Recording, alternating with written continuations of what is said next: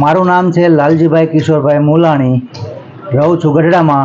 વ્યવસાય મોબાઈલની દુકાન ચલાવું છું અને પ્રેસ મીડિયામાં પત્રકાર તરીકે ફરજ બજાવું છું.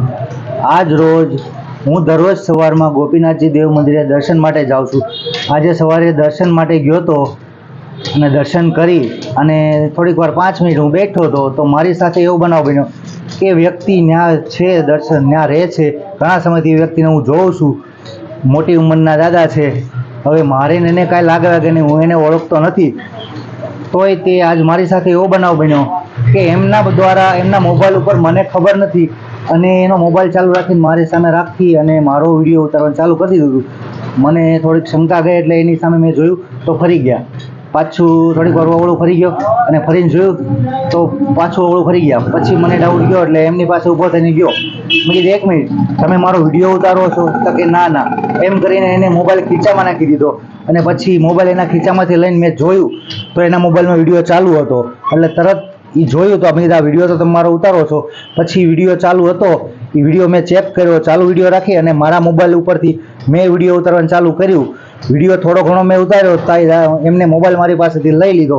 પછી મેં એમનો ફોટો પાડી લીધો અને થોડોક એમનો વિડીયો ઉતારી લીધો અને જેમ ફાવે એમ મને બોલવા માંડ્યા હતા અને પછી વી ગયા.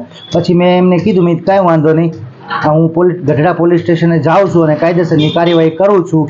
પછી મેં મારા વકીલને ફોન કર્યો. મારા વકીલને ફોન કરીને કીધું કે મારી સાથે આવો બનાવ બન્યો છે.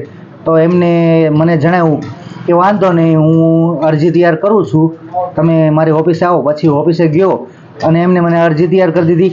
અરજી લઈને ગઢડા પોલીસ સ્ટેશને હું પહોંચ્યો અને પંડ્યા સાહેબને મળ્યો. એમને બધી વાત કરી કે મારી સાથે આજે સવારમાં આવો બનાવ બન્યો હતો. તે કે કાંઈ વાંધો નહીં, લખાવી નાખો ને. પછી મેં લખાવી નાખ્યું અને મારી નમ્ર વિનંતી છે ગઢડા પોલીસ સ્ટેશનને કે મારી સાથે ન્યાય મન મળે. આ મારો વિડીયો શા માટે ઉતારવામાં આવ્યો હતો, શેના કારણે ઉતારવામાં આવ્યો હતો અને કોના કહેવાથી ઉતારવામાં આવ્યો હતો એ મને કાંઈ ખબર નથી. એટલે નમ્ર વિનંતી કરું છું ગઢડા પોલીસ સ્ટેશને કે મને ન્યાય મળે.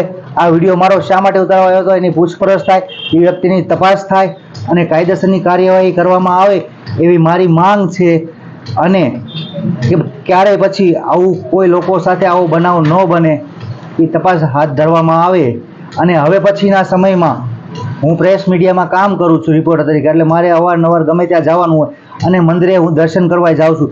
અને હવે પછીના સમયમાં મારી સાથે કોઈ બનાવ બનશે કે મારી સાથે કોઈ ઘટના બનશે કે મને કાંઈ પણ થશે તો એનો જવાબદાર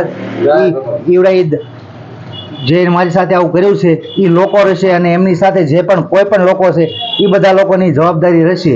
મારી સાથે કોઈ બનાવ બનશે તો એમની જવાબદારી રહેશે.